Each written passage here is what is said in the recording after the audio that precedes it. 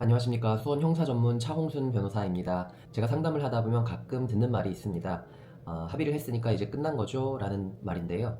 그런데 꼭 그렇지만은 않습니다. 오늘은 합의를 했더라도 형사처벌이 계속 문제될 수 있는 대표적인 경우를 5가지로 추려서 말씀드리겠습니다. 첫 번째 범죄는 마약 범죄입니다.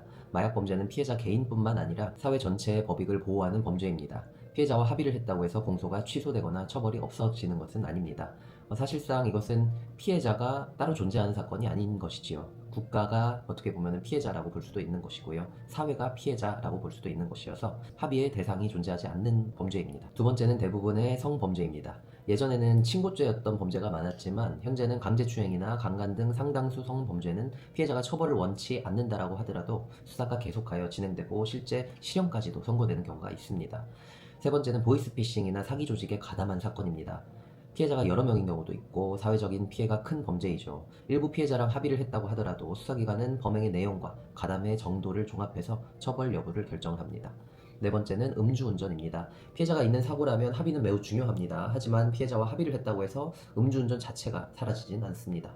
다섯 번째는 아동 청소년 대상 성범죄 등 사회적인 보호 필요성이 매우 큰 범죄입니다. 이러한 범죄는 개인 간의 합의만으로 사건이 종결될 수 없는 구조입니다. 그런데 제가 실제 상담하면서 더 많이 드리는 말들이 있습니다. 바로 합의를 어떻게 했는지가 더 중요하다는 것입니다. 합의서 문구 하나 때문에 민사소송이 다시 제기되는 경우도 있고요. 형사합의라고 생각을 했는데 민사상 권리관계가 그대로 남는 경우도 있습니다. 반대로 형사합의를 하더라도 민사상 권리를 명확히 정리해두어서 나중에 분쟁을 예방하는 사례도 있습니다.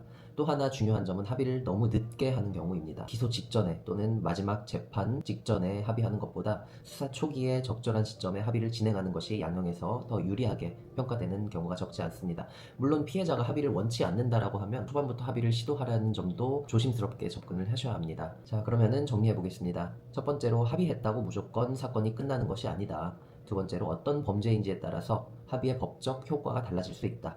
세 번째로 중요한 것은 합의서에 담기는 문구이다. 네 번째로 합의 시점 또한 결과에 영향을 미칠 수가 있다. 다섯 번째, 합의는 처벌을 없애는 수단이 아니라 양형에 영향을 미치는 요소인 경우가 더욱 많다라는 것입니다. 대표적으로 피해자의 처벌 의사가 매우 중요한 범죄들이 있는데요. 폭행죄가 그렇습니다. 단순 폭행은 피해자가 처벌을 원치 않는다는 의사를 표시하면 원칙적으로 처벌을 할 수 없는 반의사 불벌죄에 해당합니다. 그래서 합의가 이루어지고 피해자가 처벌 불원서를 제출하면 사건이 종결되게 됩니다. 비슷하게 모욕죄와 명예훼손죄, 과실치상죄 등이 있습니다. 다만 여기서 반드시 기억하셔야 될 점은 합의만 하면 끝난다라는 것이 아니라 해당 범죄가 친고죄인지 반의사 불벌죄인지 또는 비친고죄인지에 따라서 이러한 법적 효과가 달라진다는 점을 유의하셔야 됩니다. 물론 합의는 양형 요소 중에서도 가장 중요한 요소에 해당합니다. 이러한 차이를 정확하게 이해하고 합의를 진행하시는 것이 무엇보다 중요하다고 할 것입니다. 결론적으로 말씀드리면 합의의 효과는 범죄마다 다르다.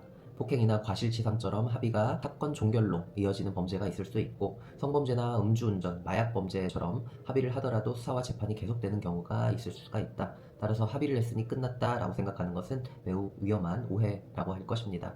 오늘도 부족한 영상 지켜봐 주셔서 감사합니다.